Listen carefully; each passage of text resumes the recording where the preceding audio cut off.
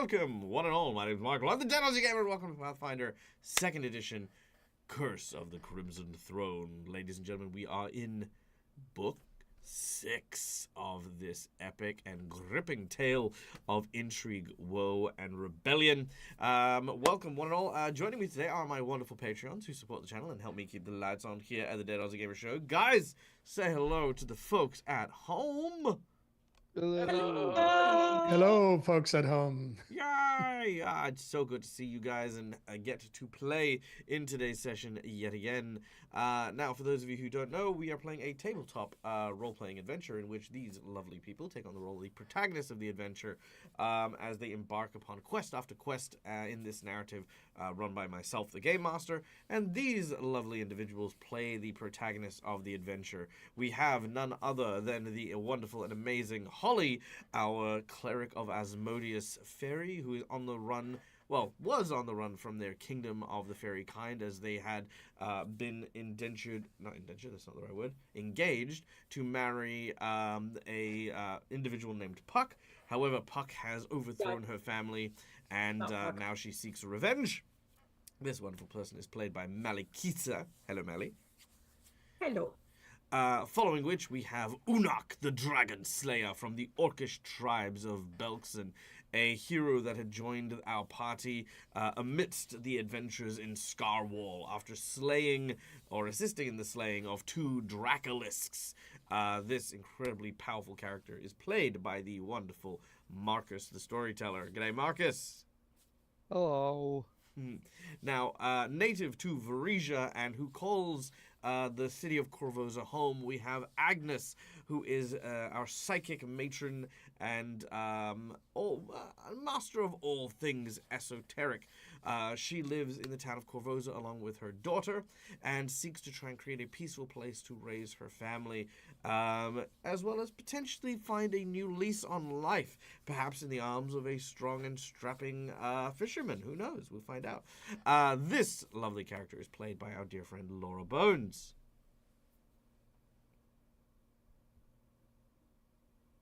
Well done. I think you're muted still. Hello. I was muted. Not on Discord. Not on Discord. But it's. It's okay. We have a lot of background mutes. Stuff. Yeah, that's fine.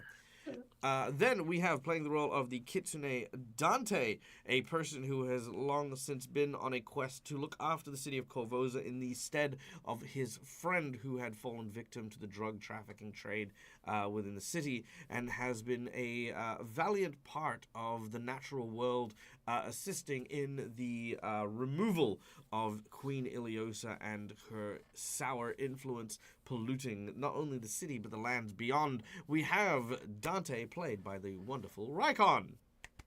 Hello. Then, newest member to both table and group, we have Cookymon Steve, who plays the role of Ray, a champion of Milani, god of rebellion and of free speech and freedom and the downfall of tyranny, a perfect person to have acquired within the cityscape itself, as he is a member of the current Corvosan rebellion. This incredible character, played by Cookymon Steve, has proven their worth time and time again, whether it was the fact that he had gone to go and retrieve our heroes, or the fact that he had helped them navigate a glorious battle against a giant colossal castle. A valiant member of the team already. Cookie, good to see you, buddy. Thank you. Glad to be here. And last but absolutely not least, we have playing the role of our awakened Secretary Bird, who is effectively a delivery bird, someone who had set aside their lives to do a simple thing, a simple, honest to goodness job, but then had their horse stolen from them by members of the party, and now they are on a quest not only to communicate and get in touch with their own very essence as an awakened animal, but also to try and get their horse back so they can continue doing their job. This amazingly colorful character, Alizaro, is played by our one and only Cass. Hi, Cass! Hi. All right. Now, before we kick off, we have a group of people to thank for today's session. First of all, the people who make us look as good as we do, starting, of course, with none other than Hero Forge for the wonderful art you see on stream here, as well as the tokens used for the characters who are not on screen presently. Hero Forge is an amazing 3D model making software that allows us to create and design our own custom miniatures that we can then have 3D printed and shipped to us anywhere at home. Or if you, like me, play on VTTs like Fantasy Grounds, which we'll talk about in a second, you can design and create tokens that can be used in those as well. And hey, you know what? Like, it's also just a really fun way to actually just bring art to your own game tables and make things a lot more visual when it comes to playing in your TTRPG adventures. We then, actually, you know what? Just while I forget, before I forget, there is also a Kickstarter for Hero Forge at the moment, going for custom dice, so that you can actually have 3D printed into a set of dice, bits, pieces, and even portraits of your characters, for fun. I guess that's the thing. I mean, you know, yeah. Then for our next sponsor, we have none other than Sirenscape for the beautiful sound effects you will hear over the course of today's session. The Curse of the Crimson Throne Adventure is one of the modules that they actually do have within the sound sets of Sirenscape. So if you are indeed interested in immersing your players into a new feel of game, well, hey, consider getting Sirenscape because it is super good. Then, of course, last but certainly not least, we have Fantasy Grounds, our VTT of choice, which is the heavy lifter of all the cool and amazing things that we do here at the Dead Aussie Gamer channel. All of my rules, all of my references, as you can see here, even the map of the city with all of the tags of what I need to know about each of the different locations and what's there and where it is relevant in the adventure. All this stuff is prepared for me so that as a GM, I can take more time focusing on the things that matter, such as roleplay and making sure my players have a good time. So yeah, there you go. Then, of course, we have one last person to thank, and that is, of course, our wonderful and amazing audience members who join us time and time again to go and embark on these cool, fun, and amazing adventures. First of all, guys, thank you for being here. Thank you for giving us your time and you know, hanging out with us for a bit. We have a number of different ways for you guys to interact with the stream while we are playing, starting, of course, with channel points, which can be used at any point in time in order to influence the game. These can be insight bonuses, inspiration, wandering monsters, wandering bosses, fortune telling, and so much more cool stuff. So yeah, go and check those out. Those are amazing. Then, of course, we have monetary donations, which help towards the DAG survival check, which we are at 75%, which is amazing. Well, 76%. We are at 76% of our grand total, which is incredible. It's a lot of fun. Thank you so much to everyone who has helped donate towards that. And yeah, that stuff is DAG survival check. It's paying my mortgage. It's making sure I can do this full time. It's, you know, doing just everything that we do right now. So again, thank you to everyone who contributes to that week in and week out. It is truly humbling that we are able to continue doing this and making adventures and stories and good times be the way that I'm able to sustain myself. So you guys are amazing. Now, for those monetary donations, there are more tangible rewards for our lovely audience members. So first of all, for $5, you can donate to one of my players to give them a little red mark. These are hero points that can be used to stave off death, petition the DM for nonsense that isn't in the rules, or roll with advantage. Alternatively, you can use that $5 to donate a jinx point, which can be used to counteract hero points, make bad guys roll with advantage, or complicate things ever so slightly. For $10, I will draw from one of two decks of cards. The first deck is a deck of heroic actions, where a player of your choice will get a free superpower that'll help their character in the midst of the game. Plus, it also serves as a hero point should they need one in a pinch.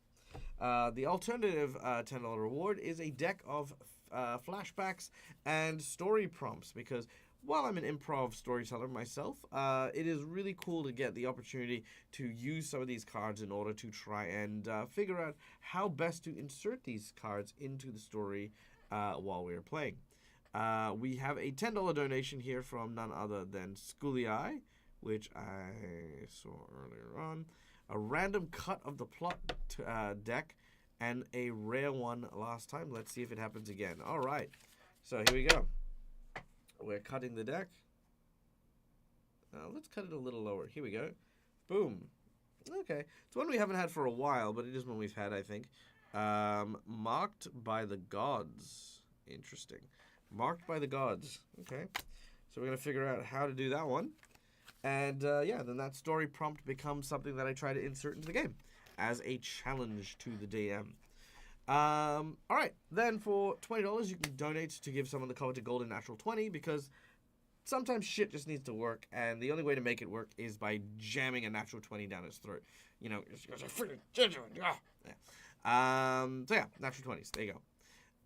Then, of course, we have a $50 donation, which can either be a magic item to a player of your choosing. This can be something that you design as part of a, homebrew item. You can ask me to design an item, or you can give them something from their wish list.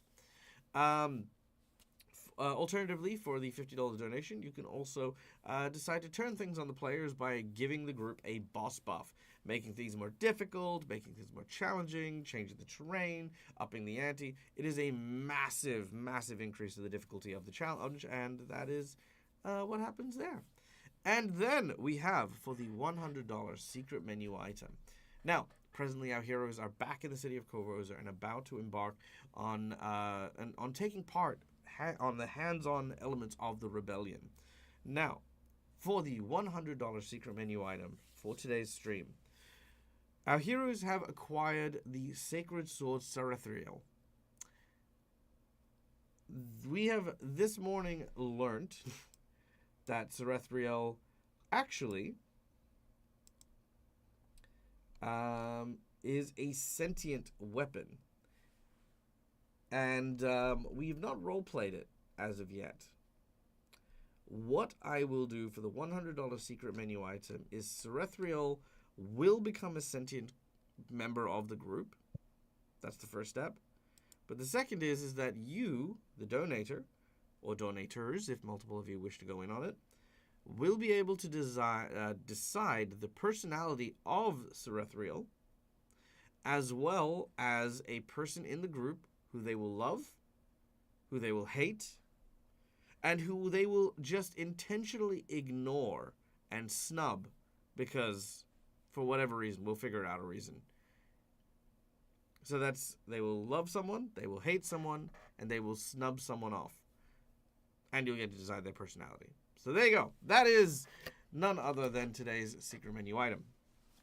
Okay. Guys, are you ready to kick off today's game? Let's Heck yeah. go. Let's do go. the thing. Sounds like a good idea. All right.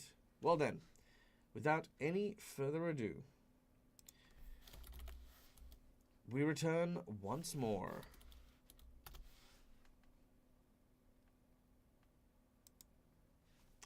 Back to Corvosa, a city nestled along the Varisian frontier. This very, very busy, hustling and bustling city was once ruled by a benevolent emperor who, in recent times, unfortunately perished, leaving behind his widow, Queen Iliosa. However, her rise to power, though swift, was not uneventful. A series of terrible and awful calamities saw her induction into the royal family.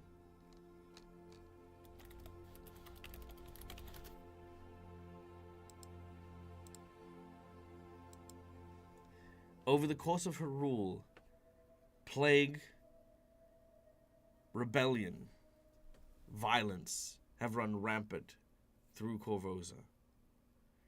Our heroes, for various reasons, be it they live here, be it they have been saved or have fought alongside a number of members of the people trying to fight against Iliosa, have now gathered once more for the final confrontation. But the city is not as they remember it. Military curfews enforced by Hell Knights. The Guard dissolved, replaced by the Grey Maiden. The city's outer and old district destroyed and separated from the main city itself, as the bridges along the Narrows are now no more. This is not the city you remember. After being teleported here, our group found themselves in Agnes's home, confronted by Thomas, Agnes's daughter's boyfriend, who had told the group of what had transpired since their disappearance a few weeks back.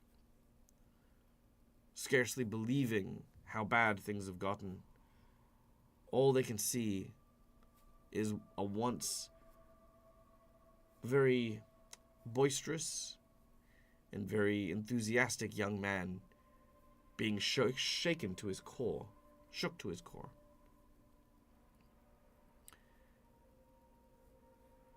We return now. Agnes, you may not necessarily have liked Thomas overly. Like, he may have been running in with the wrong crowds down at the docks, especially with everything that happened with the were-rats and stuff that you had to deal with. But for the most part, you knew that this man that is before you always cared about your daughter, always sought the best for them, even if that was something that was not able to be attained. They always tried their hardest. But the moment he tells you that your daughter was taken,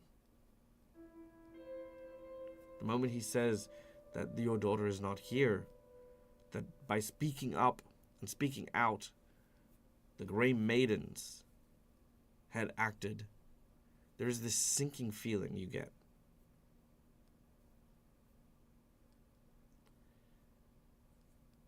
It is here we continue our adventure. So Agnes is like staring at Thomas, and she's looking slightly confused at first, like as he tells her what happened, and then he mentions about the fact that this is the last warning, and Agnes kind of just takes a deep breath, and the bits of pottery she's been trying to put back together, she just lets drop to the floor, and then she kind of just gets I suppose, a bit of a stern, or it's not calm because she's not calm at all, but a bit of a stern look crosses her face, and she just kind of sighs, and she stands up, and she takes a rolling pin that normally hangs at her side, because she doesn't really carry weapons, Agnes. A rolling pin's all she's ever needed, really. And she kind of just looks at it, and then she nods, and she looks around at like the destruction of her home and stuff, and she just drops the rolling pin to the ground, and she reaches into the bag where she'd been carrying Seratriel, and she kind of just pulls that out now, the weapon, and just looks at it and nods and goes, "Yes, this is better." And she puts that in her waistband where the rolling pin was, and she just looks around at the rest of the group, and she just says, "Well, I'm going to get my daughter back. Who's coming with me?" We're all with you, Agnes. I'm with you, but shouldn't we perhaps try and find where she is before we just go running out the door?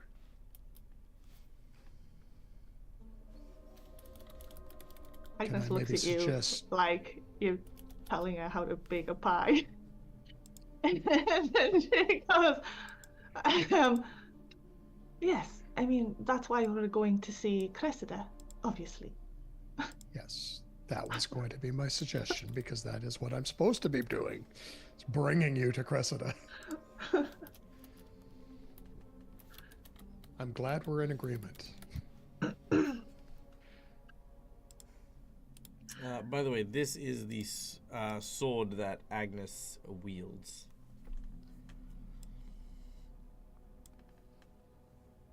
Well, I think it still looks a little worse for wear at the minute because it was sitting around the bottom of a pit for a while in that castle. Yeah, it just needs a little buffing. Yeah. Oh no, And she'll tend to the look blade at... itself is immaculate. It's just a bit dirty, that's all. And she'll look at Thomas, and thank you for looking after my daughter as best as you could.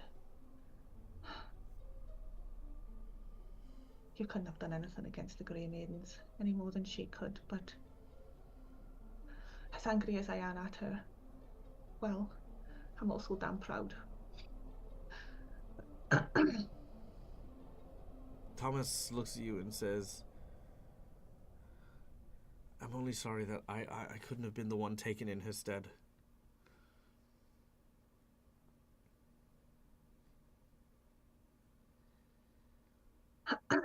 Yes, well, there's no point in getting caught up on should-haves, is there?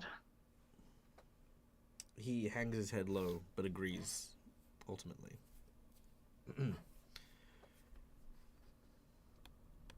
As for your game plan, our heroes currently reside over here. This is where Agnes's house is. Actually, let me share the map real quick with you guys.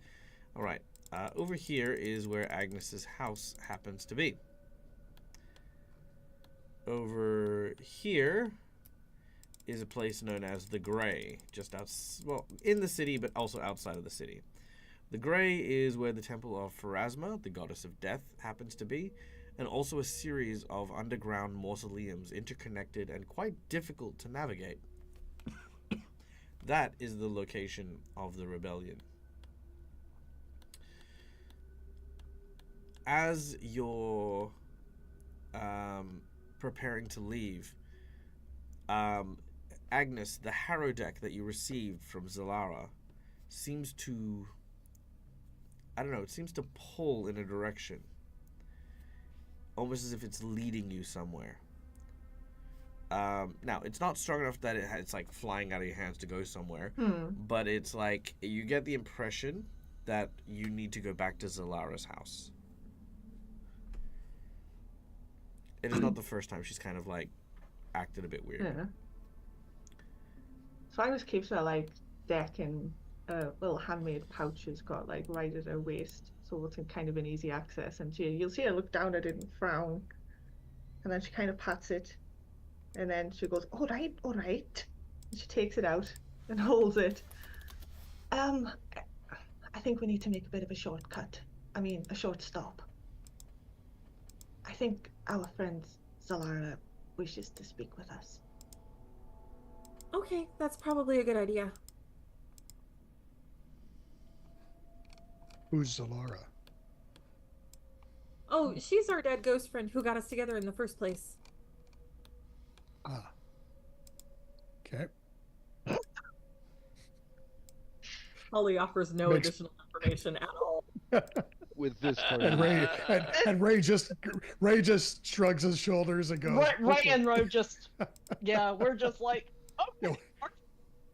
Unok probably is as well. We've got no freaking clue what's going on. No, Unok just at this point, nothing really with this group can surprise him anymore. Well, until he finds out that Holly's actually fairy royalty. Oh yeah, that actually isn't the thing you know yet.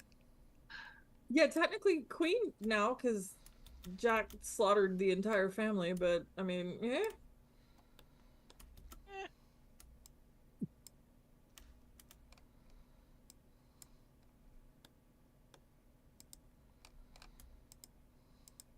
Thomas, have you got somewhere safe enough to be? Or to hide with perhaps with your friends? If it's all the same to you, I think I'll stick around until you and your daughter come back. I can't remember her name. Justina. Christina. Is it Christina? Right. Justina. Oh, Justina. I was gonna say. Okay. Cool. Oh, that's fine.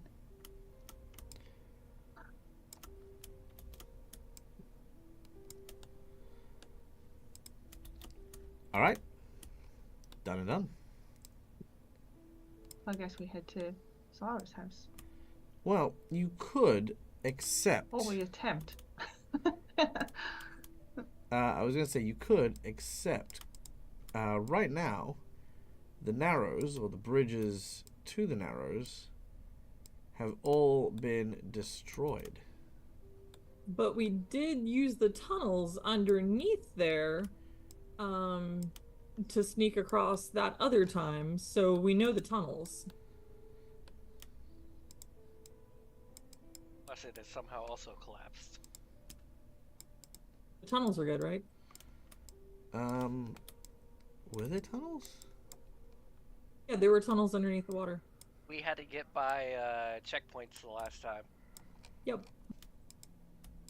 Oh yeah, but you needed the what do you call it? You needed the boats. I thought we swam. Oh, you can swim. Would you guys like to swim? I don't like how he phrased that. No, I know, to swim. right? no point in time does Agnes ever wanted to swim. Unless it's in a nice little lake somewhere, you know, with some sunshine. Let's also not forget, one of us is covered in very heavy armor. Swimming is not a smart option. Oh wait, Tom, never mind. is there an easy way to get across, to get to the other part of the city? Because the bridges are all gone, and maybe also a hidden way to do it so we don't run across any Grey Maidens?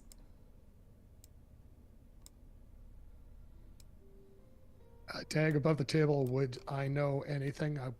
Assuming that as part of the rebellion, I would have some idea of access routes, although albeit a little bit old. Navigating is quite a challenge in Old Corvosa, but there are regularly fishing boats that take you place to place.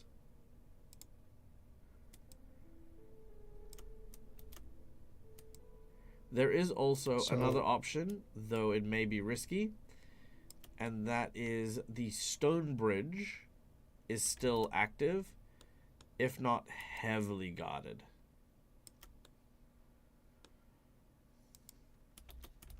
I think the boats sound like the better option.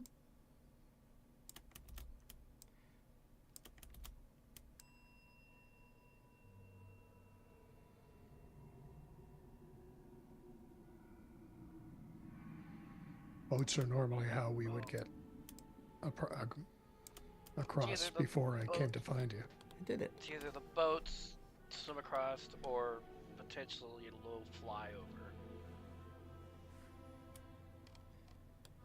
I think they would shoot one of us down if we tried to fly, because, I mean, at least my size 15-foot bird just That's why I said randomly low in the air? flying.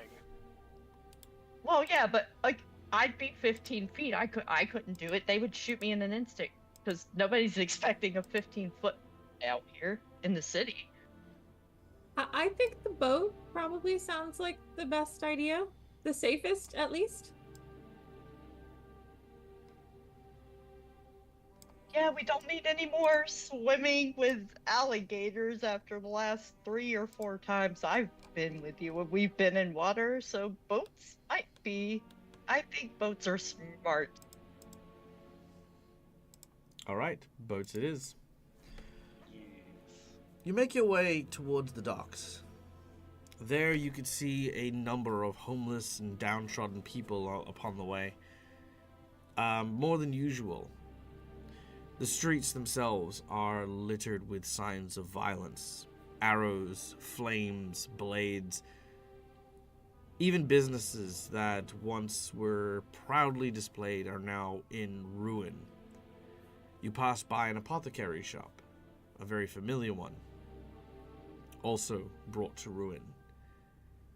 You see that Vencalo, his swords academy, is now littered with graffiti.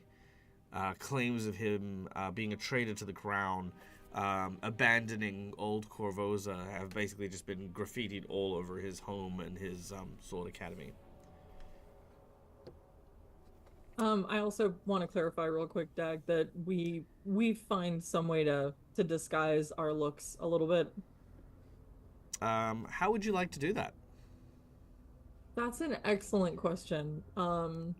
Because, I mean, what you would like is one thing. What you do is an entirely separate issue. Dante will use the where is it?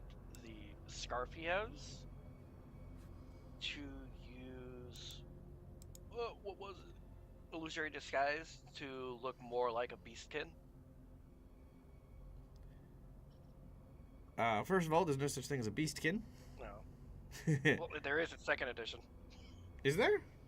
Yes, it's alternate ancestry. Yeah. It's just ears and tail, and that's about it. Give me a second. Yeah, they're essentially anime cat girls. But there's cat folks. But No. Beastkin gives Beastkin you are more alternate completely forms for separate. animals. They Yeah. have the traits of Think of and- Nekos. Beastkin, Yeah. a rare heritage. So you've gone from being a kitsune to avoid standing out, you've turned into a fox person. Is that what I'm hearing? Well, it's either that or just be human and just. It's almost as if blending slowly- into a human city, it might be a better idea to be human.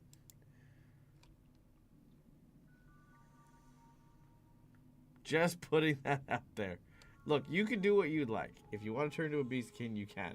But it will offer you 0 bonuses to hiding or disguising yourself.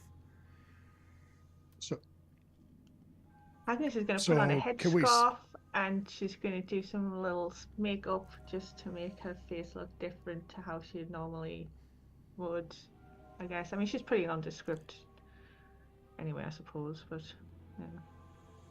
So are we seeing any guards or normal people or priests or anything of that around? Okay. I'm Like, going what to. are we seeing? So I'm going to dial back a little bit. Okay. Okay. First and foremost, I need to turn off the music for a second. Hold on. Give me a second. Okay. Cool. Because my head is spinning, and I'm going to break things down here. Now, one of the good things about tabletop role-playing games is we look at a collaborative storytelling experience. We look at how everyone is helping, everyone is working towards the singular goal and stuff like that. So, one thing that is a very commonplace action for players is individuals looking at what they can do in any individual moment and then isolatedly taking these actions. So in this particular case, Holly has presented the idea that they would like to likely travel in disguise. Great idea, wonderful idea. This seemed like it was an above board question more than anything else. Am I correct in assuming so? So this hasn't Yes. quite been suggested to the group as of yet. So you guys haven't left the house, you haven't gone and started exploring, you haven't gone to the docks, you haven't begun this particular leg of the journey. So what we want to look at is we want to look at Holly's Malachisa's suggestion, and what we want to do is we want to take a moment to acknowledge that and to work on this idea. First of all, being, do you think it's a good idea to disguise yourselves while going into the city? Yes. This is a group Yeah. discussion thing. Yeah. Especially for some of our more noticeable party members. I was gonna say, considering that 3 of them are known as the heroes of Corvosa, it would probably be smartest. Correct. If you do Well, recall, I also some of you, meant the really tall orc and the fox and the, like, no. well, So we've got some also- quite distinctive, exactly, so- characters in our group. So also true, but bearing in mind what Unok is referring to is you guys were at a ceremony awarding you guys medals last you were here. So that means Holly, Agnes, Dante, you are recognized on sight because you guys are famous. You were brought before the city and they were told this. So the 3 of you imperatively should be disguised. Unok, however, has never been seen before in the city. While he is distinct, no one gives a shit about him because who the fuck is this guy? Same with Alizaro. No one's seen Alizaro before. No one gives a shit about Alizaro. There is no reason for these 2 individuals to potentially have to be disguised. Ray, How armored up is Unak, though? Like, if he's Fully wandering armored. around in armor and weapons and everything, he might draw attention. if Oh you know what yeah, I he'll mean. draw attention Yeah. like anyone else wearing armor and stuff like that. But what I'm saying is like there's not like this, oh no, it is the people who have been trying to thwart the queen. Let's quickly go and smash them. You know, I more mean like he's just, as far as anyone knows, he's just a sole adventurer by himself. Ray, I would say that for your purposes, you have been recognized as a member of the rebellion, so your disguise is very imperative because like Yes. that's definitely a Well, thing. and in fairness, I'm used to traveling around in disguise because I've got like my false priest form and whatnot, which can be different Fantastic. features. I typically go as a priest, but Cool. So, in regards to the disguise, Agnes has mentioned putting on some of the Varisian robes, changing up the makeup. I would like a deception check from you as you do so. Dante, you've mentioned you wish to transform into a beast skin. No, She will I'm gonna also change, offer to help Holly. Because if it is gonna be like very standing out, I won't do that. I'll just go do his human form, which he's never used in Corvus because it was gained after he left. Oh, either way, it wouldn't matter because you received your reward in Kitsune form, so no one knows what your human form. So the bit that you're famous for is not something that people have seen. Yeah. Cool. You don't need a deception check. That's perfectly fine. Agnes, I'm going to use your deception skill for the purpose of Holly with a minus. Yeah, I was going to say she'd offer to help Holly with her makeup if she wanted. So Holly, you can do a deception check if you would like. I actually have a set of armor that lets me disguise myself at will. You would still have your like general features as well. So yes, you can change your costume and your clothes and stuff like that. So that'll give you a bonus as well. So Holly, if you want to make a deception check, you can, or you can use the 34. Does the 34 win for me? Pardon? Does the 34 do it for me? You have no idea because you're a player, and I don't give things like that to people before they've even left the house. Well, that's fun. I will also roll deception. Okay. It's not also. It is instead of. Oh, it's instead of. Okay. Correct. You will keep whatever you get if you roll it. All right. A 40 is what you end up with. Cool. Ray, what about your disguise? Ray is changing into a human priest of probably Saren Ray. Very nice. Okay, make a deception check as you put a leaf on your head and thunk, transform into. This is actually an innate feat, but I can do that. That's how Tanuki transform in mythological lore. Is they will get a leaf placed on their head and transform. Don't worry, the leaf is no longer there when you transform. Yeah. Except it really, actually, technically it is. It's just not noticeable. It just becomes something else, like a hat or something. Yeah. Oh well, but the other thing too is my armor transforms into priest robes and things like that. I do not have to take my armor off. Yep. All right. So we got a 34, and a 40. Very nice. Now, Unok and Alazaro, as previously mentioned, you do not need to disguise yourself, but are you disguising yourselves? Ro would take out the cloak of feather token that she got way back, like just to have something, because she would be feeling very slightly self-conscious because she has a glove on one hand but not the other, so she would want to hide her ungloved hand, but other than that she wouldn't like put the hood up or anything like that. Is that supposed to mean something to the lovely audience people at home who may not understand what you're doing with one glove and why that's so important to your character? So, her gloved hand is her sword fighting hand. She sort of uses this super bright red glove as kind of like a red flag that a matador would use. And just suddenly coming from being outside of the city, being a delivery person, being able to kind of freely balance her fighting styles and all of that stuff without really any penalty for it. If she needs to defend herself in the city now, she's kind of like, oh wait, I need to not for a little bit until I can see what I'm allowed to do. So that's her thinking as she's just doing this real quick. Okay, done and done. Unok? Uruk thinks he'll be just fine without a disguise. He's never been to this city before, so if anything, he'll just claim he's a wandering adventurer. All right. Freshly disguised and ready to leave, using whatever supplies you had at Agnes's house for your various makeup needs, and using your various powers in order to change your appearances, you set out into Old Corvosa. As you travel, Ray, you had a question about the guards. There are no guards here. It is effectively lawless in Old Corvosa. Like a festering, fetid tumor, this small island has been severed from the city to rot and eventually fall off. You do see that what you would consider law enforcement are members of, like, sort of various street gangs who seem to bear the mark of a spider on their body somewhere, like tattoos. Do I recognize that mark from before?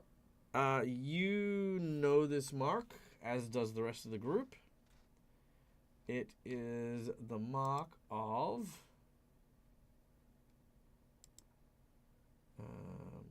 one moment. It is the mark of Devago Bavasi, otherwise known as the Spider King. Right. He is the current mob boss in charge of a place known as Eel's End. If I'm remembering all that correctly. Mm-hmm. Was he the guy that we had to play Little Piggy for, or was that somebody else? Yeah, I was about to say, did we kill him or did we set him up after we killed the other guy? I can't remember. I just remember there was pigs involved. It was a while ago, that's for Because sure. I know Patrick kind of blew the crazy guy's head off. I wanted to keep the pig. I remember that. I had the whistle thingy. I wanted to keep the pig, and Dag would not let me keep the pig. No, I would not. Does there seem to be just common folk kind of wandering around, or are they keeping off the streets? Like, the people that we do see, are they scurrying about, or?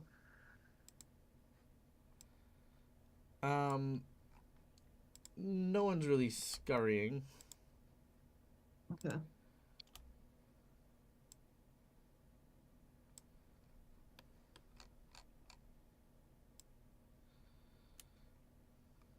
Shall we head to the docks? Oh, we need to, yes. Because we need to get to Thingy's house. Okay. You make your way to the docks. There, sure enough, you find a series of people awaiting, just kind of like, not really out and fishing anymore, more just looking pretty forlorn and miserable. You procure the services of one of these sailors here, but he warns, I can take you to where you need to go, but rest assured, you'd be far better off staying here. There's nothing over on Corvosa that you're going to want.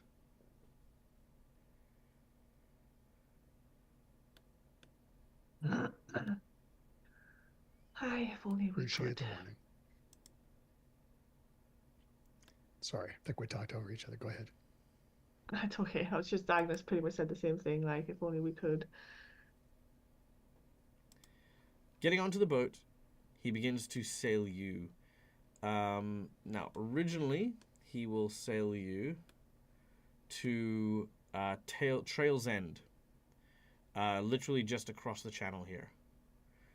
He then gives you information to make your way to Thieves' Camp, where in which members of the rebellion, who have been working very hard to find ways in and out of the city, allow you through the secret kind of smuggler's tunnels.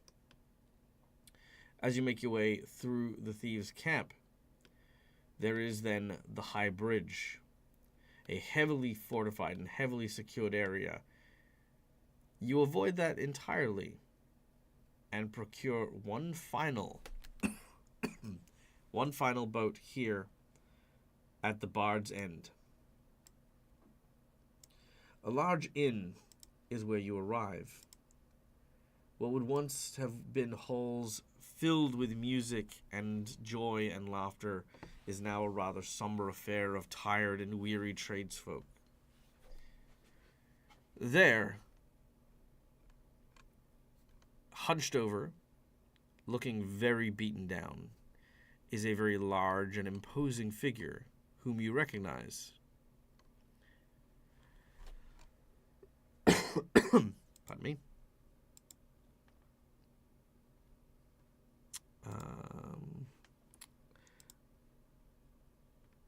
A moment while everything's slowly loading.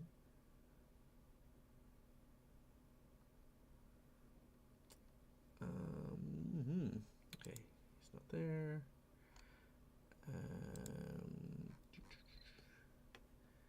It is.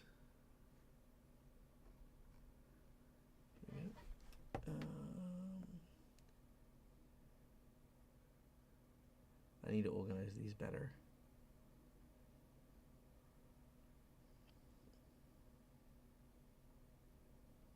Glad it's not just me that does that. Yeah, that's fair.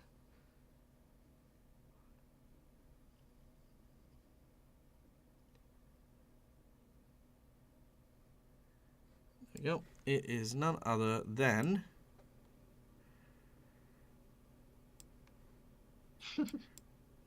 Fisherman Dan. Yay! Yay!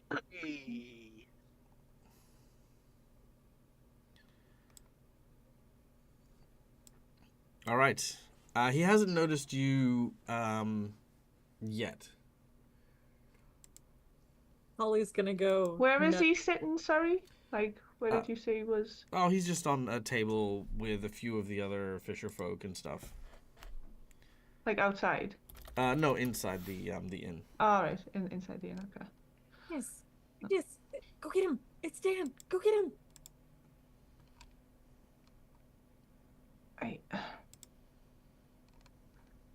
Not really the time or place, to be honest with you. I mean, with my daughter being in mortal danger and all, but Dan will help. And you can set a new date after you get your daughter back. Because we're gonna get her back. I know that. I don't know if I want to drag him into this, though. Is it fair? I suppose I should say hello anyway. He's a Maybe gentle. you can just say hi. He will help. So I guess Agnes will go over and just be like, oh, hello. He looks up, and for a moment he doesn't recognize you. But then his eyes go wide. Agnes? Agnes, is that you? Hi. Hi, but a little quieter. He whispers, "What are you doing here?" Well, saving the city and my daughter. What else? You can't be here. Where else would I be? No, that's not what I mean. They're looking for you. All of them. Oh, good, because I happen to be looking for them too. The city's locked down so tight. The Grey Maidens, the Hell Knights, everyone's on edge. Something big's happening. And soon.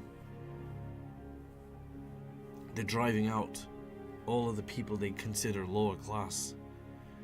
Driving them to the edges, pushing them and pushing them.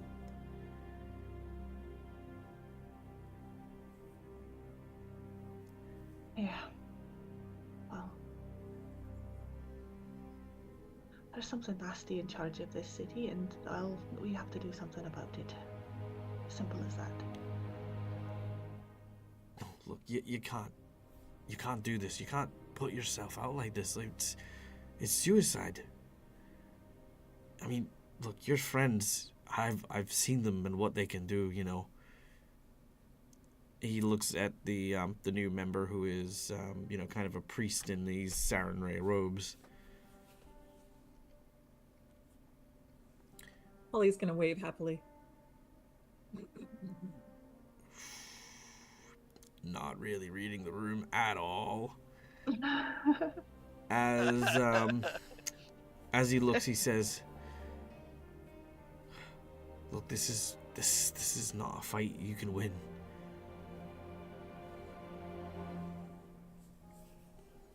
Whether I can win it or not, I have to have it." But why you? You don't have to have this fight. Look, the queen, she's gonna have her pound of flesh one way or another, and she's gonna burn this city to the ground. Some of the workers and I, we're gonna make our way north. Try Riddleport. You should come with us. You all should. I'm not leaving Justina here. Justina? Hi, the Grey Maidens have her. You can tell at this point that Dan did not know this. The boy, Thomas, did he? What? No, he's fine. He had nothing to do with it.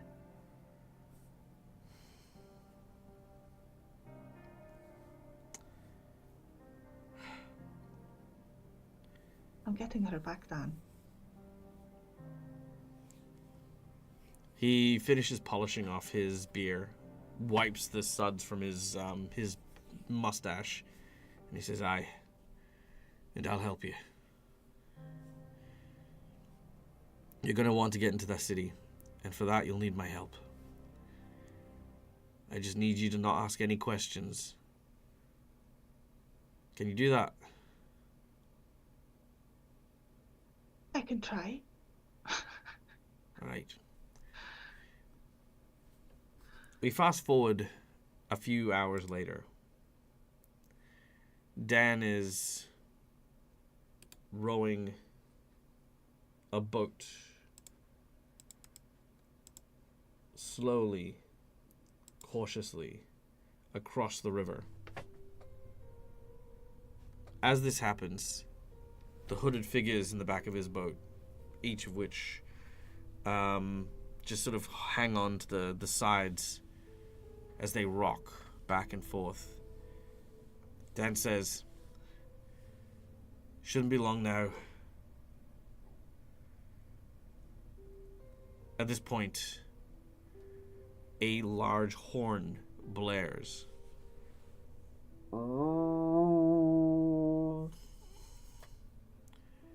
And a voice That doesn't sound good. bellows across. "You there! Hold your vessel! What's your business?" Dan speaks up. "I'm just taking workers. We're going to be resupplying at the West Dock." "There is no schedule for the West Dock resupply. And why is only one vessel coming?" "Well, you know what it is. Finding good work is hard these days." The individual steps out into the light. It is a Hell Knight. He leans forward, casting a gaze through an iron-plated helmet. "Remove your hood." He removes his hood. "And your crew, they'll need to remove it as well." "No can do, I'm afraid. They've got a little bit of the red veil still. That's why we kind of keep them The red veil. You mean that disease that got cured a week ago? A couple of weeks ago. Aye, some of the other docs, they didn't get the full dose, so they're still recovering. Best to keep everyone safe, Dante is going to, while they're busy talking, use the illusory disguise. Dante does To nothing. Oh, okay, never mind. Mm. I was gonna have it so I had it. Yep, Look like I it, will but- listen with bated breath momentarily. As this happens, the Hell Knight says, if you're running a plague vessel, then there's only one thing to be done. Fire. The sound of cannons being launched from the dock side hit the water. He goes, you're mad! Another round fires. The ship is hit. The boat sinks into the water. Meanwhile, another boat. Each of you upon it hear the sounds of cannon fire in the distance as your boat makes its way, having traveled through and around right underneath the cannons to this side of the dock here. As you land, a hooded figure, a friend of Dan's, says, all right, this is it.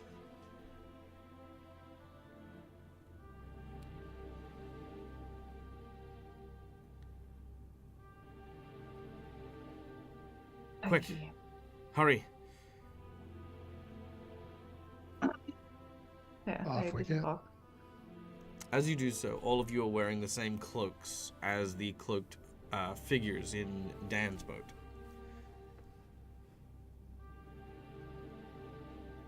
Disembarking, you are not far from Zalara's house. I believe it's right here, actually.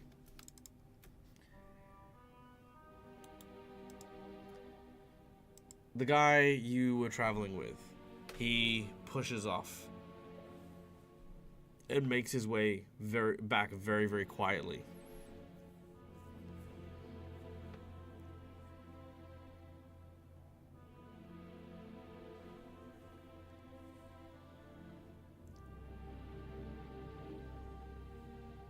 All right. As you've landed, the scene is now yours. Okay, let's We go should very hurry. fast and very quiet.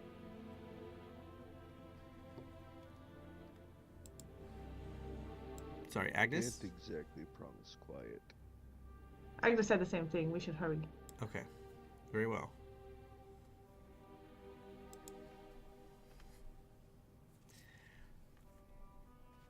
Okay. You begin to make your way towards Zalara's house. You can't help but get a sinking feeling, Agnes, as you look over the docks. You're trying to see if you can see Dan's boat, but you can't see any of the boats. It looks unnervingly still.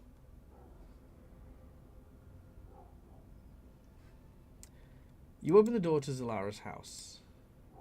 There is the old, not decrepit, but very dusty abode of Zalara, the fortune teller. Smoke and incense begins to bellow out from the deck of harrows. And as it does so, it takes form in the most solid fashion that Zalara has ever taken.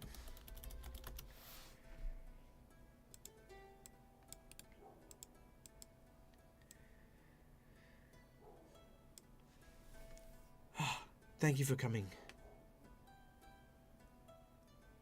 I appreciate all you have done for this city, for me. For those of you I do not know, It is a pleasure. I am Zalara, an old friend of Agnes. This was my home a long time ago, and I have long since left this world behind. My spirit kept within the deck of Harrow that was so important to me. Here and now, I offer one final aid in your quest. Each time my power drained a little more, and this, I'm afraid, will be the last of it. What happens beyond today will be forged by you. And for you to have your best shot, I wanted to ensure that you had my final harrow.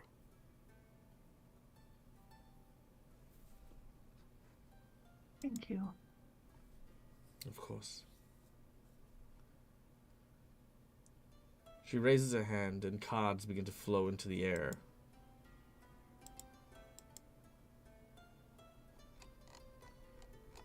As this happens.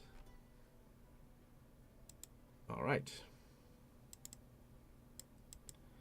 So, we are now doing I think it's the Crown Harrow. I think that's the last one we need.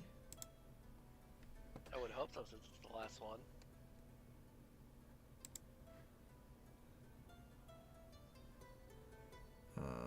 Let's just have a look here.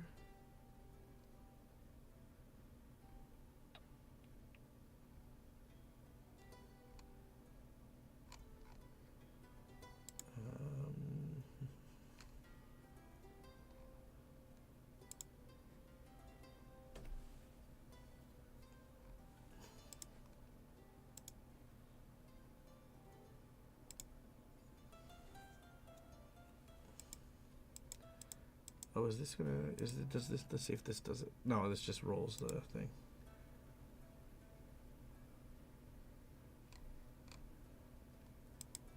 Okay, that's right. I will do this the old-fashioned way. All right. Now, can you guys see the harrow cards on the board? See. Okay. Yes. Yes. Starting in reverse order, that is to say, starting from Cass, I would like for you to flip a card each, please. Oh boy. Okay. That's The Betrayal. Cookymon gains the Empty Throne.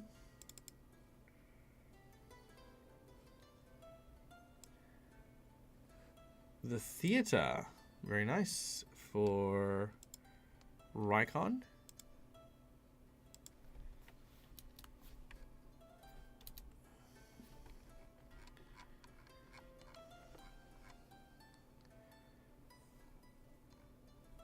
And the others? Waiting for Agnes. Nope.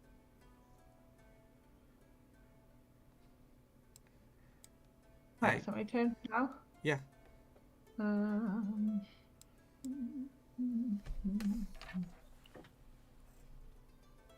All right, Okay. the Unicorn.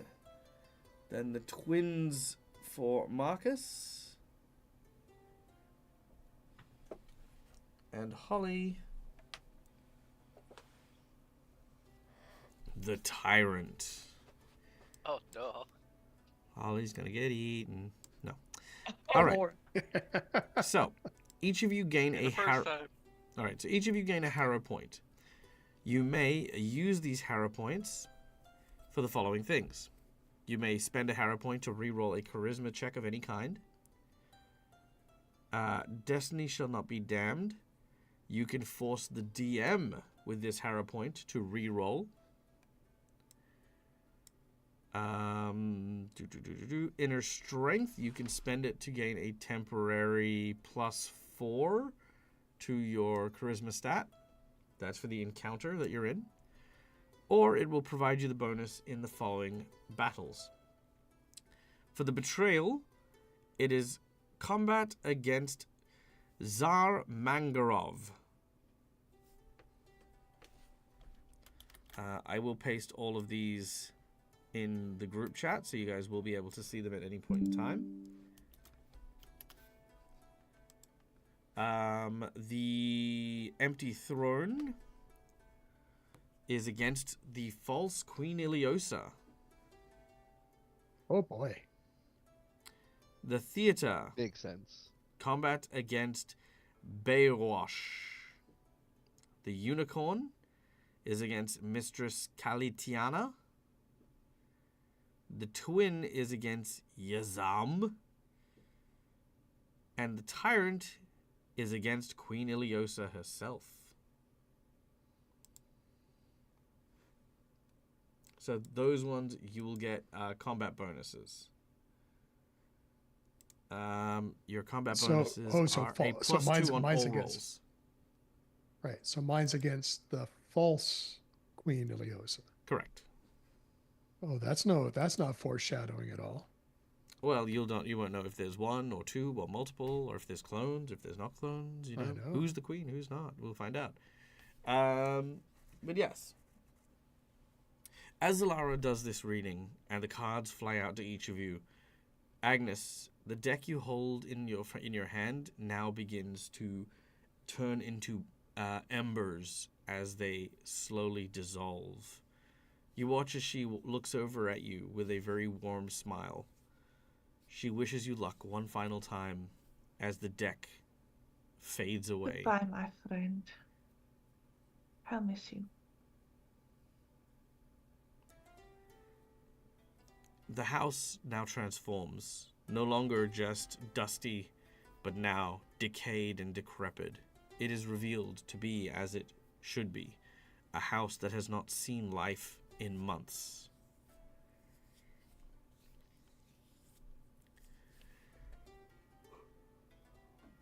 All that remains are your ghostly harrow cards, the 6 of them, the last vestiges of her spirit.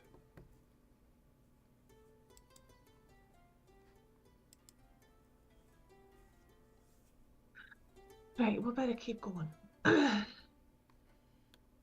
Because if we don't keep going and I stop, I'm going to be stopping forever. Come on.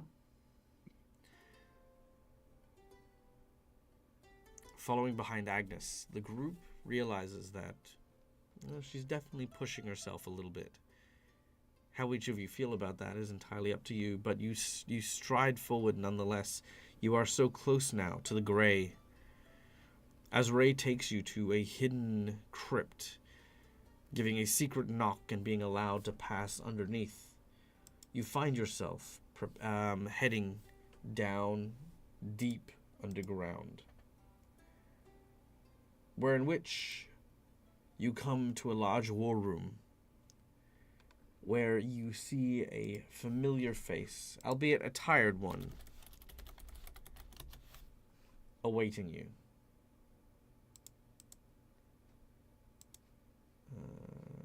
Yeah.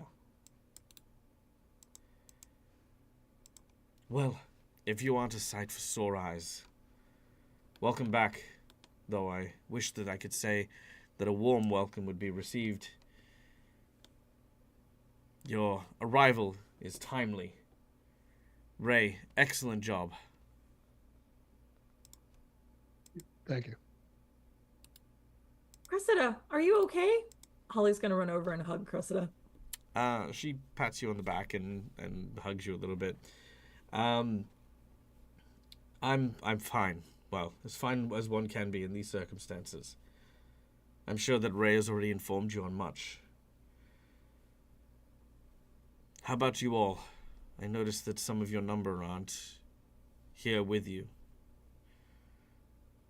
Quinn and Patrick have already arrived and are running errands presently. Yes, I heard they were safe. That's the only bit of good news I've received since I got back here, to be honest. What of Mercutio?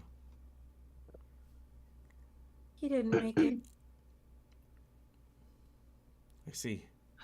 Wait. When we left, was it Mercutio? Yep.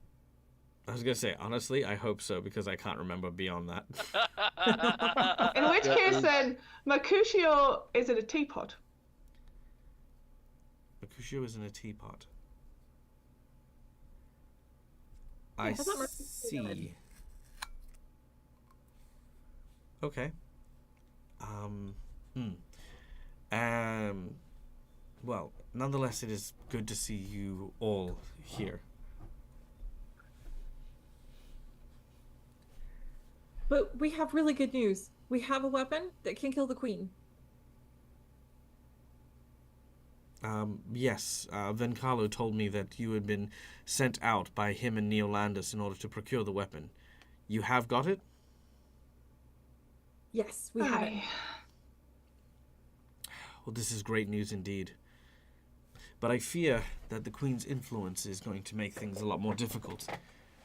Simply slaying the Queen may not end the chaos that she has begun to wrought. No, I mean, we say slay the queen. Really, we mean slay the dragon. Sure, why not? She's very much in the kill the Queen bank. The problem arises that even if she were to be deposed at this point, Corvosa is rapidly approaching a critical point. If we move against the Queen, it must happen before she and her forces are entrenched. The relatively minor victories that we have had since you've left have earned nothing but more attention from the Grey Maidens and Red Mantis. The assassins and the maidens have now pulled back, retreating to the castle in order to solidify the Queen's power, while the Hell Knights continue to move with impunity throughout the city.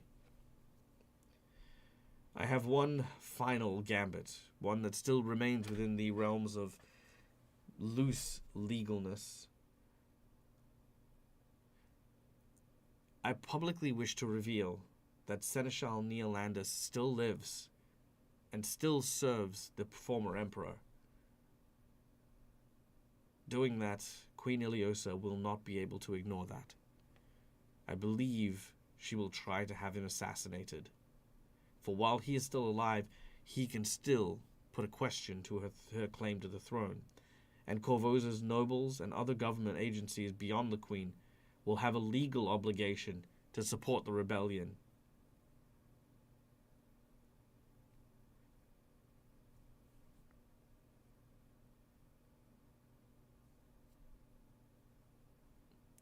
Good, I'm glad you all understand That's exactly a what's bold happening. plan. Right, no, I've just taken a minute to let the plan sink in. No, it's good, it's good, it's fine. That seems really dangerous to Neolandus. That seems really dangerous for Neolandus. We're all going to be in danger right now, to be honest with you. I don't think there's any not being in danger. I would say one thing to consider. In the rebellion, there are a lot of common folk about as well that probably might stand behind somebody that was something other than the Queen. At the minute, they have nothing, they're just aimless, but, well, there are a lot of them, and I always find there's strength in numbers, even if the individuals themselves aren't necessarily strong. Perhaps there's some way to get them on board too. Rally the citizenry, as it were. I couldn't agree more. In fact, this is a good point for me to provide you with a list that I have comprised of things that we will likely need to do in order to help improve our chances. These are things that I believe we'll need in order to help destabilize the Queen. First, a new hero of the people has been fighting the rebels in the streets.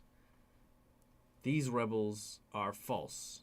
They're not my people, and I suspect that this hero, a man named Trafika, is a false rebel as well. Find out who he happens to be and what his actual goals is. If they align with ours, invite them into the fold and help solidify the rebellion instead of spreading it out. If he, however, doesn't seem to be married to our way of trying to depose the queen and restore the city, then I trust your judgments to do what's best. Next, I have learned something quite disturbing. I have it on good authority. There are rumors that there is a black dragon taking nest in the castle. Unok immediately Oh, that's grand, because we've got snaps our his very neck. own dragon Like, slayer Unok- right here. Unok immediately, like, snaps his head up. A dragon, you say? Yes. If this claim is true, then that dragon will need to be slain. The people will not rise up while such a powerful ally of the queen remains. No. You got your guy right here for that.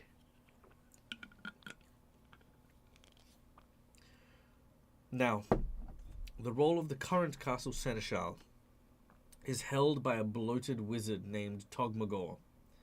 If you can defeat him or secure his surrender, then we'll avoid a long and complicated battle over the true rights of Neolandus as the seneschal, if he still lives.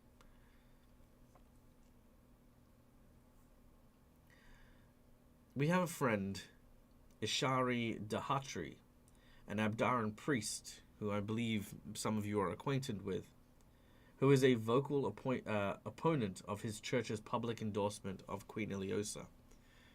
He has vanished, and my investigations indicate that he was last seen approaching the castle.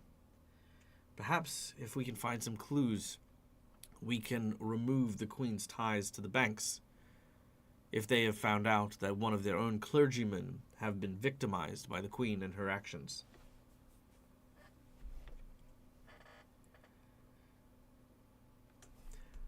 Rumors hold that there's another group of Red Mantis assassins, along with a powerful leader who have taken up residence in the castle. After you besiege their previous den, if you can find proof that Ilios is the reason the Red Mantis have come to the Corvosa in the first place, I believe we can use this to prove their connection not only to the Queen, but also the plague that affected the city as well. People will not stand for the sheer volume of loss that transpired during that period of time, and if we can make the Red Mantis that tie, then I believe we'll have another nail in her coffin. Next, the Grey Maiden, probably the most troublesome of her power. These members are all members of the Royal Guard and serve her directly and must be disbanded.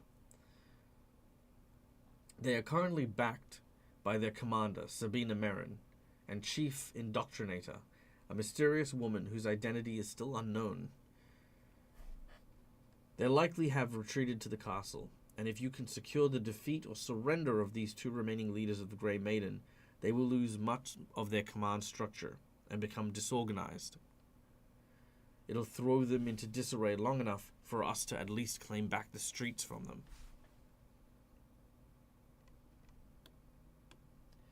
Now, I'm sure you all know Corvosa's deep-seated past with the Chelish. There are rumors that the Queen has enlisted the help of devils as well. And if you can find proof that Iliosa is trafficking with devils, or that devils are dwelling within the castle, there are still many, especially those who serve good gods and guardian gods like Iomade and Sarenrae. They should be able to come to our aid in order to help put an end to a demonic pestilence. And lastly, Queen Iliosa herself must answer for her crimes. Since her attempted assassination, she has not been seen in public, except for brief appearances on the castle wall.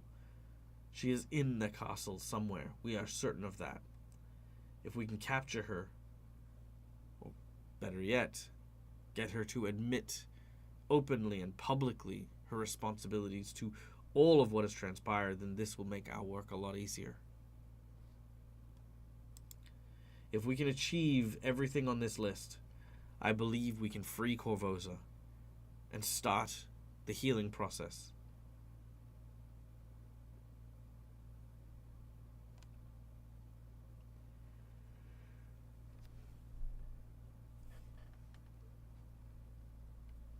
Well, that is a lot to be going at, but I have just one question. Do you know where they'd be holding my daughter? Chances are the Grey Maidens would be holding her in the barracks. Okay, then we're starting with that one on the list. Very well. Let me see. I know, where that's they just what are. Agnes is saying. No, The no, party it's does not fine. have I just to need to- agree. That's just I just that's need what to know Agnes where is they role are. playing. She's just like, that's what she's saying. It's up to the group can disagree to their heart's content.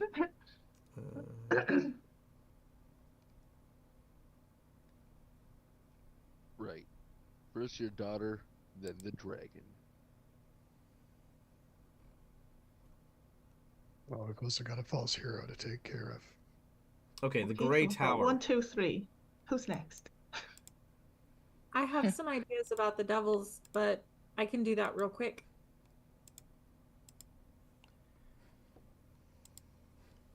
The dragon's in the castle along with the Grey Maiden leaders, correct? Yes. So it would make more sense to deal with after we get Agnes's daughter, deal with the dragon. We go for the Grey Maiden leaders right after, since they'll be in the same spot as the dragon. Do we want to tackle the castle before we have a clear line of retreat? Quick out of character question. Is the castle that the Queen's in different to the Grey Maiden's headquarters? Or is it are they two separate buildings? I wish I knew. Ah, okay. Fair enough. I have to track down where they've put her.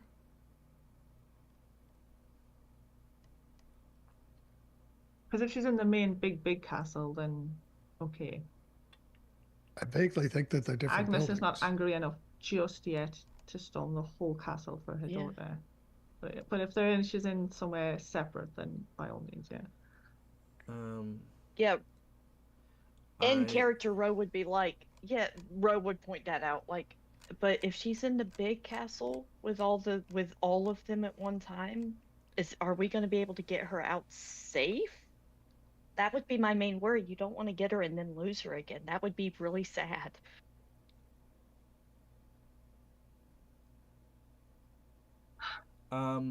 Okay. Yes. So It would apparently, be yes. So sad. she is in the castle. Ah. Yeah.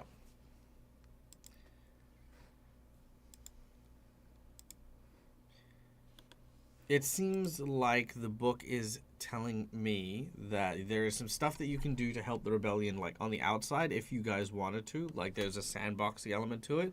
But otherwise, you are going to be likely heading to the castle in order to do a lot of this stuff. Infiltrating as a small crack team, and then once you are done and gone through that list of things, managing to defeat the queen. The only thing that's not is the new hero of Corvosa. The devil connection, I can use my connections with the Asmodean Church to get that sorted. And how do you figure you're going to do that? Because one of the things that Asmodeus hates the most is a false ruler, and Queen Iliosa is a false ruler because she murdered the emperor, so she does not deserve to be sitting on the throne. Regicide she's is currently- a legitimate claim to power. Is it a legitimate claim to power? Yes, unfortunately it is. It's only the red mantis that don't like killing off. Yeah, the red mantis. Royalty. Yeah, the red mantis do not like killing off Legitimate heirs. Directly. legitimate heirs. But that being Directly. said, that is actually a good point because if you point out that that is what Queen Iliosa does, that might turn the red mantis against Queen Iliosa. Yeah. So we could use it with the red mantis. Potentially, yeah. Okay. Well, darn it. I thought I could use that with Asmodeus. All right. Also, perhaps we don't necessarily have to go into the castle for all of these things. Perhaps we could throw some of those things out to us. For instance, these assassins. As Cressida pointed out, we do have some bait. Also, she looks at like Holly and Dante and herself. Would also be bait for that. I don't care for bait. I'm not a fan of being bait. But we could find the hero guy. That could be interesting. I would like to know who the hero guy is.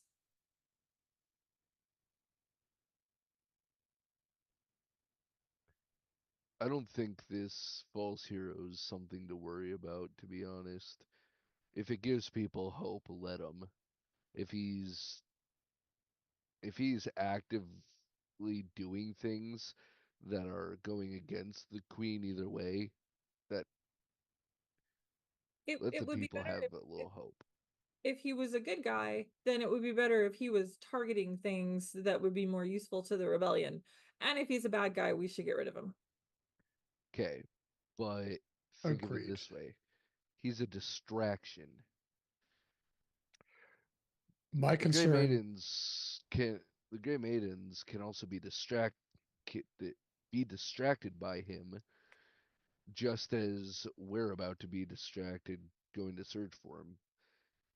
Well, again, I Yeah. don't know that we're gonna quite raid the entire castle just yet, so we could just take a look at him before we raid the entire castle. my concern is going to be that we ultimately are going to need a general rebellion. And if we have a false hero that gives any other message, that may distract from the ability to raise the people as a consideration. I think he'd be easier to get to than taking out the entire castle. Maybe get the easy target first. I see it as a needless distraction, but if that's what you guys really want to deal with, But what if this guy has, no matter which side he's on, surely somebody that's getting any kind of attention has information. You need information before you can hunt.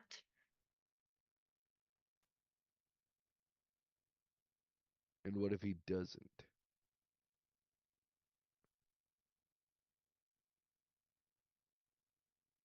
Then we still will have accomplished Well- a goal, and that'll be fine. Well, the thing is that Cressida, I mean,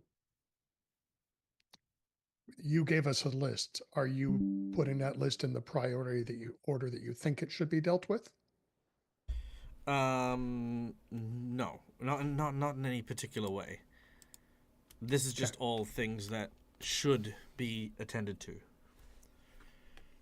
Thank you. That's makes life easier.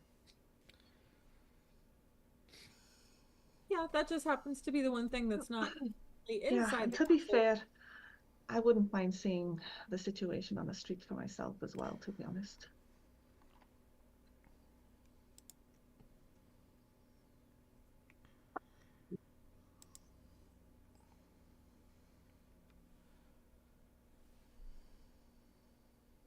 Okay, let's track down the maybe fake, maybe good hero that we either recruit or kill. It sounds like fun.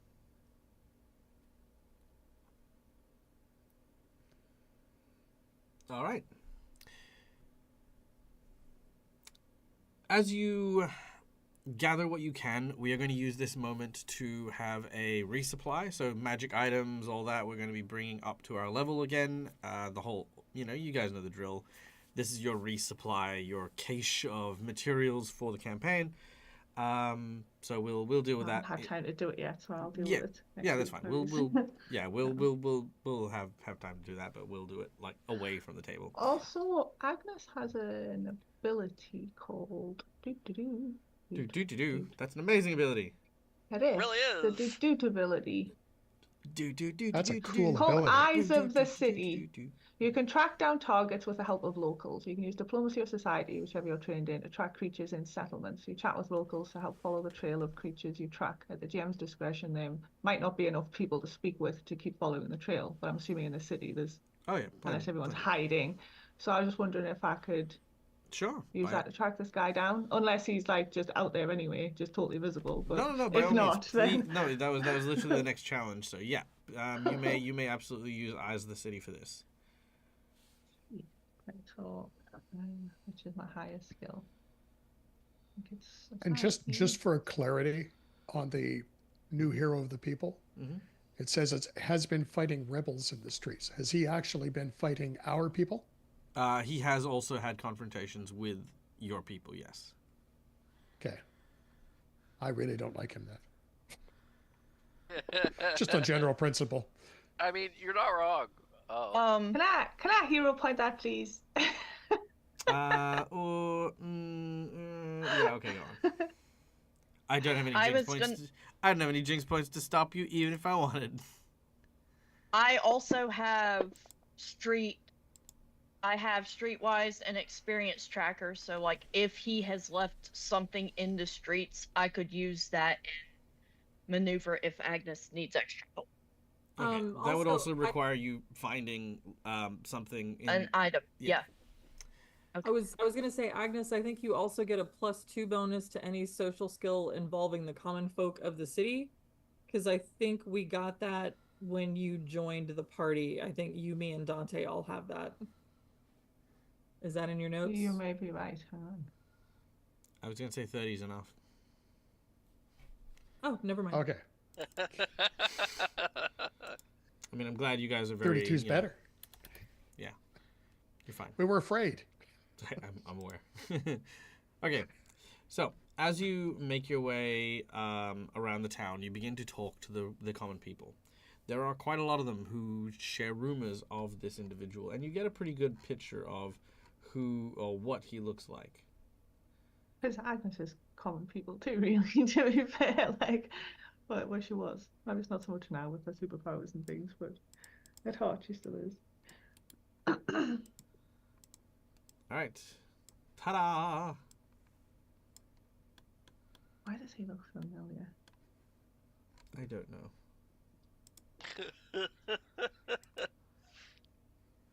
All right. Oh, I mean, Looks it's not like an Dr. uncommon Doom. stereotype in fantasy, to be fair, either. So it's like, yeah.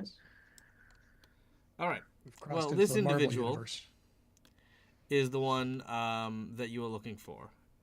And with a 30 that you as you're like moving around the city, you find that in the Midlands he is currently engaged in a showing.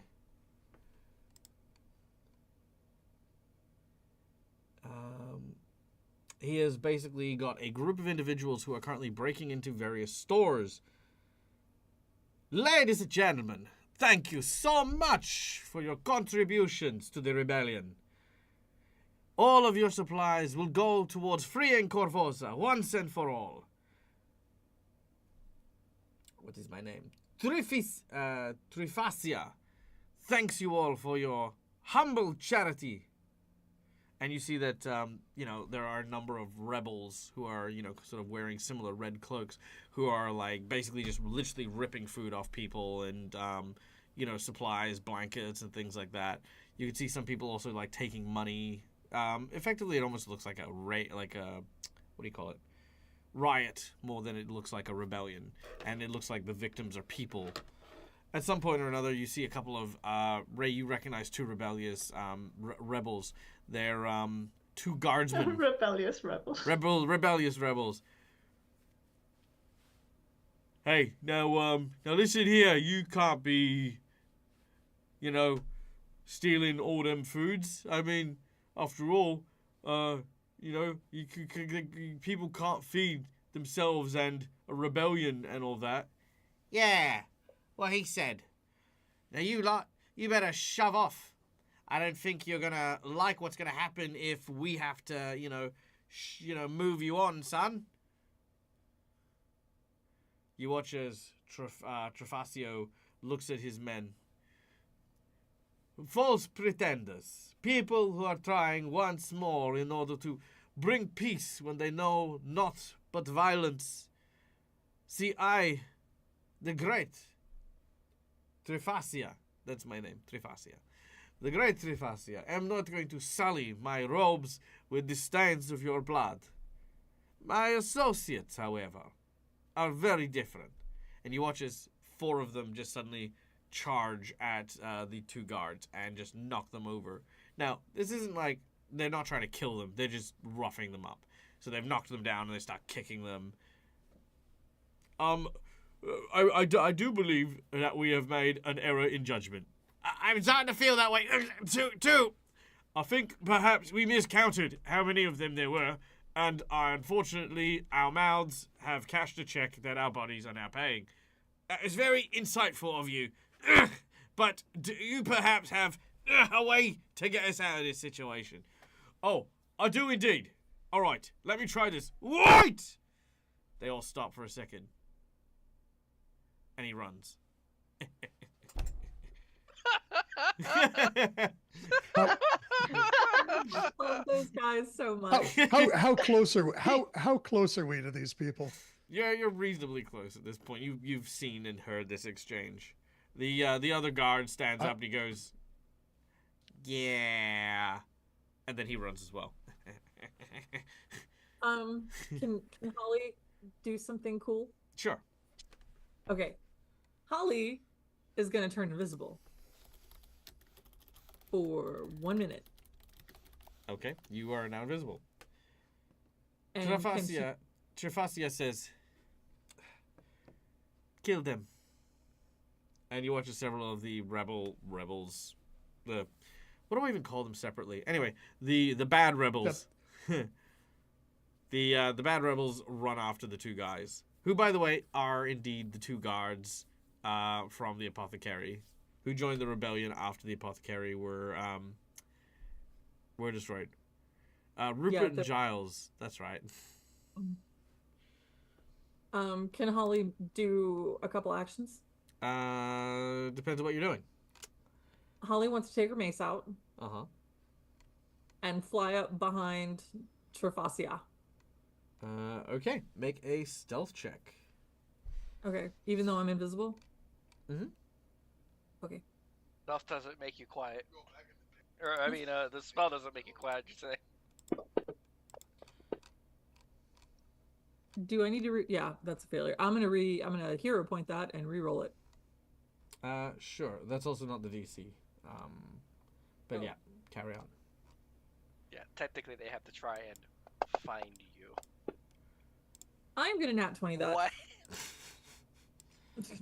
just gonna nat 20 that. Sure. All right. 44. Yeah.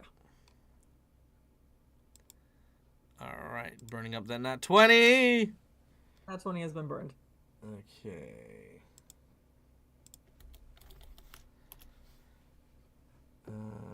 Let's see. What level are you guys? 14.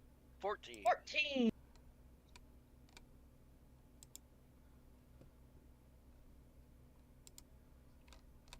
Okay, Because we one jumped moment. up session. Oh yeah. I was going to say 10. You guys aren't thinking. That makes it's gonna be even harder.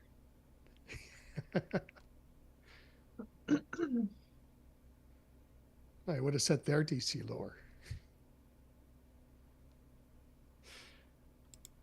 Aha, there we go.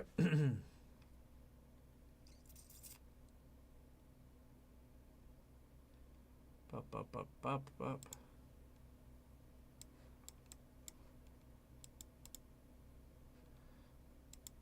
I wish I could read fast enough to be able to see what's on that character sheet as he pulls it onto the screen for like 2 seconds. I'm not that good though. No, I'm not quite that good either. I've been taking notes though. On the screen again for like 1 second. I look away for a blink. I know. It just I'm appeared. not fast. It's fine. I just need to Nice. find the Travasio. There we go. Trifacia. I keep forgetting how to pronounce it. Assets. Tokens. I thought it was Traffica when I was reading the little thing. I thought it was Traffica. I mean, I'm missing an extra A.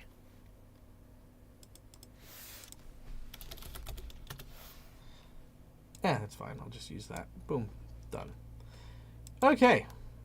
I need to make a perception check. Perception check. Here we go. Have they beat a 44? Ooh, a 35. Does not beat a 44. All right, you stealth up behind him. invisible with Mhm. my mace in my hand. Mm-hmm. Is the mace invisible? Yeah. Yes. Mm-hmm. She's Can I literally hit him about on to the head? make him- Sure. He is in chat, so you can try to swipe at him if you'd like. I would like to whack him on the head. Okay, one moment.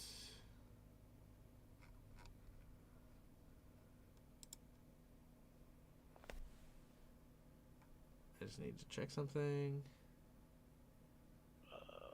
Wouldn't he also Nope, that's fine. be All right. He flat-footed is to off the guard, attack? so you may select off Probably, guard yeah. as you whop him. He is in the combat tracker for you. Okay, how do I select off guard?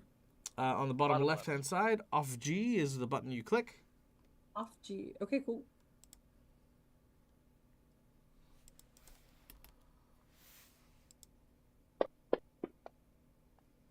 Unknown range between source. Hmm? Okay. I would like to hero point that. You didn't even Sure. put it on a. It looked like. Oh, it just said it misses. Yeah. Let's see. Yeah, it'll definitely miss. What do you mean? No, it missed already. So yeah, we're gonna use a hero point. Yep, hero point. Okay. Done and done. Okay, you're up. Don't forget to hit the off G again. Off G has been hit. Seriously? All right. As you swing next to him, unfortunately, you do not manage to strike him. He looks at you as you come out of invisibility. Nope, I'm still invisible. Why? Yeah, I think it ends. Because- Doesn't it end when you take a hostile action? No, because I only did the 1 minute invisibility. Ha ha ha. Oh, very well. When does that end? Oh, 1 minute. I can do Uh, 10-minute invisibility, but if I do a hostile action, it ends immediately. But I can do 1 minute of invisibility, and it lasts 1 minute, but I can do hostile actions. Oh, nice. That's cool. Right? That's super cool. Me too, actually. From my Nice. armor. Look It's at you the coolest. guys. All right. Let me give you guys this. All right. Well, after, whatever the hell that was, you hear the sounds of, again, the other rebels beating the snot out of your friends.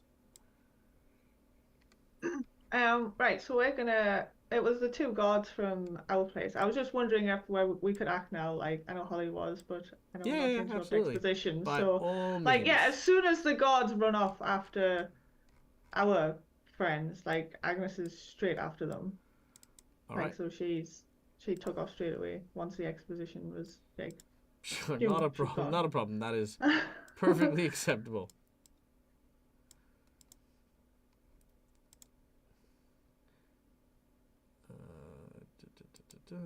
Okay.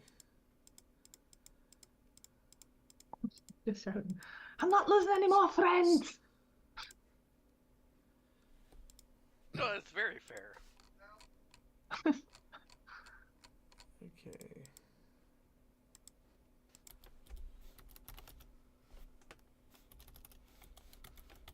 So you're still setting the map up, I guess? Yes, Wasn't sure indeed. yet. Okay, no worries. It won't be too much longer. Not a problem. She's trying to make sure it wasn't me. Also, All right. we are at 4 minutes to potential blip. Thank you kindly. All right. So, as you make your way, chasing after the guards who are being chased by the false rebels, there is a handful of them that have remained behind with Travasio. Is anyone else staying behind, or is everyone running after the guards?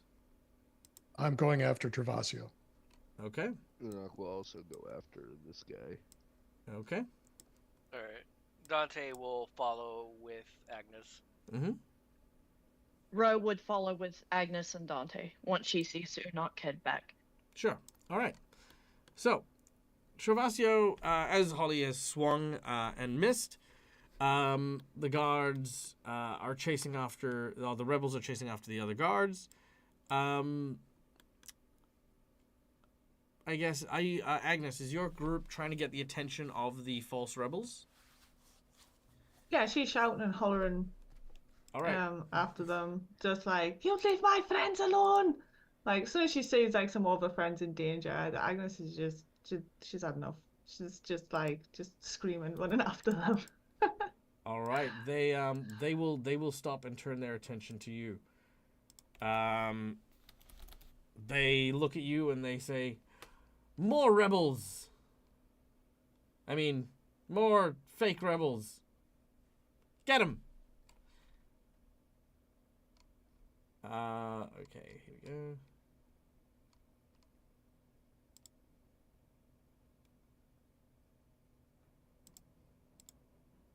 Cool. Meanwhile, Unok and Ray. Yes. What do? You don't know where Holly's gone. Holly's literally disappeared. Unok is... Servicio goes and eats a bagel. Unok is just going to go straight up to the guy, Mm-hmm. grab him, just keeping back his anger as much as possible. He's going to just immediately grab him by like where his clothing reaches his neck. Make an athletics check.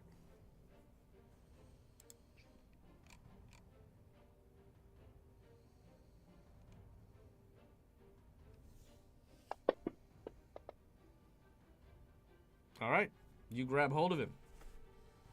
All right, he's going to slightly lift him up Mm-hmm. and just... All right, you're going to give us the information we need right now, or else I'm going to gut you like a fish and wear your entrails as a scarf. Do you understand me? He looks at you. Make an intimidate check.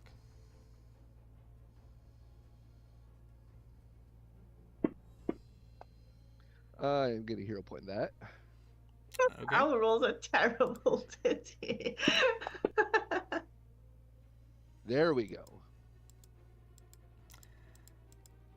Okay. As you do so, he continues to eat his bagel. As a 42 is what you actually needed to succeed the intimidate on this guy. As he eats his bagels, he asks, "Is that your wish?"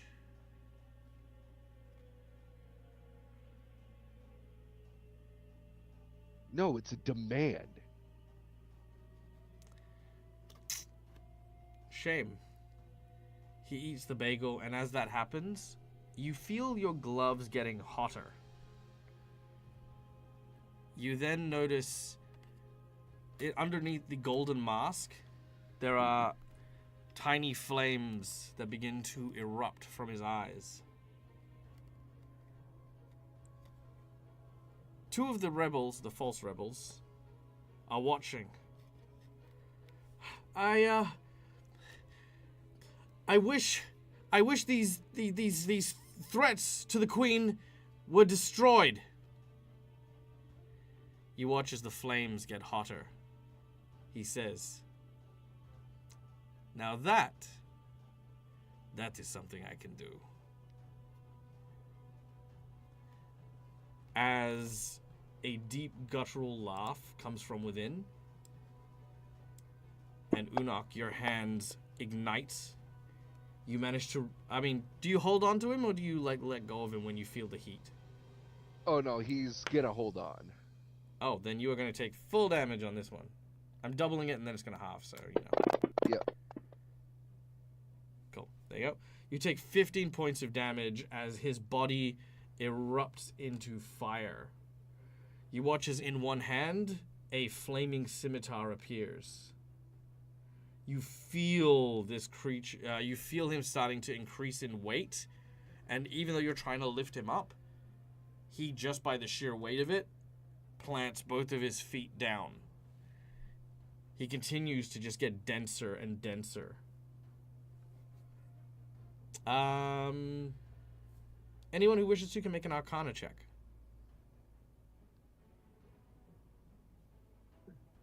Arcana's not terrible. Mine is.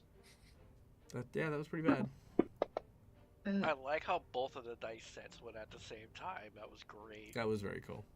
All right, Unok. You have heard tales from where you are, as you are in a region that has encountered these creatures before. The words he used, the heat from his body, the arrogance, the sheer unbridled pride. You've heard rumors of these creatures from the elemental planes known as Jinn. You believe what you have your hands on is an Ifriti, a violent fire Jinn.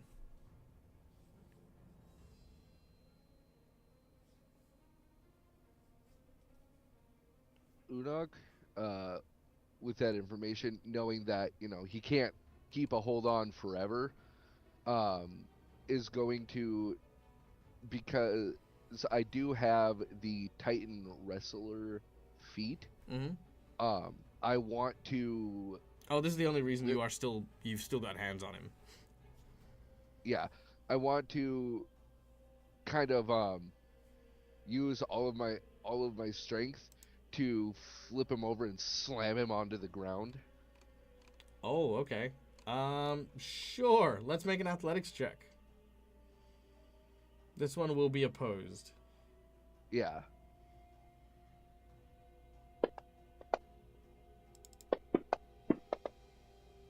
That too. Yeah, definitely hero pointing. All right. Come on, higher.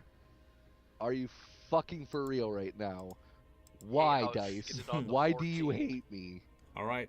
As you go to try and flip him over, actually, he does get a bonus because he is a size category larger than you. So this is actually no, because you use the higher one. Because I have Titan Wrestler, I can do that for up to 3 sizes larger. Oh, right. Yes, of course. Or 2 sizes larger. Yeah, you try to flip him over, but literally it is like you feel yourself like almost like trying to hip throw a tree.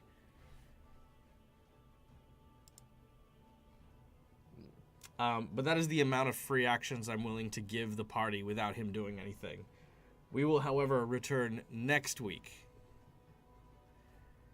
to find out what is going to happen with our heroes, their battle against Trafasia, their confrontation with the false rebels, and of course, what the hell an Ifrit is doing working for the Queen.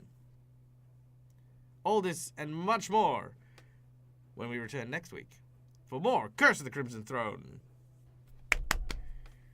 Woohoo! Woohoo! All right. And hey, we made it past the blip. Yeah, I think the blip might be a thing of the past. So yay! Woohoo. Huzzah for that. Yay. Knock on wood. Yes, indeed. All right. Guys, thank you so much for listening. Thank you so much for watching. I hope you enjoyed today's show. My name is Michael. I'm the Dead Aussie Gamer. This is my place. This is my face. Thank you all for your patience. I know that kind of like when you get into the start of a book, there's a lot of the stuff with Zalara's harrowing, with updating you guys on the rebellion, and I didn't want to rush the thing with Fisherman Dan and stuff like that. So thank you guys for being very patient. It wasn't a very action-heavy game, but I'm so happy to have you all here to be a part of like the story stuff. Next week we're gonna come in and we're gonna do some good old-fashioned ass kicking. So look forward to that. Also, the Marked by the Gods card. As we pan away from today's episode, underwater, there is a large and heavy-set figure sinking into the watery depths. The large form of Fisherman Dan as he manages to hit the riverbed. In a fleeting moment, a mess of what looks at first to be seaweed suddenly changes. The mess of hair, a slender male figure, and a long piscine tail. And that is where we're going to end today. As yes, what happened? Where do we go? What's going to potentially occur here? We shall find out. It's true, because Dan was a religious. Like he was very believed in religious. God quite heavily. Yeah. He was indeed. All right. Sorry, 1 second.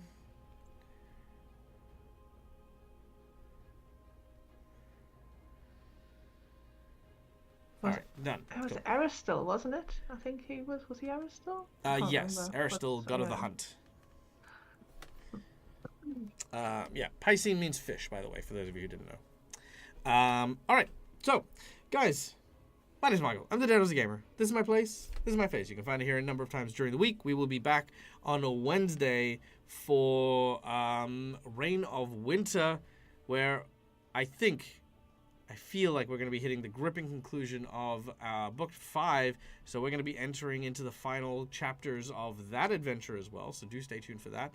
Yeah, come check out all the cool stuff that we do here. Until we meet again, as always, stay safe, stay wonderful, be kind to each other, because why the fuck not, it's free. And until we meet again, game hard, or die trying. Ciao, ciao! Bye-bye.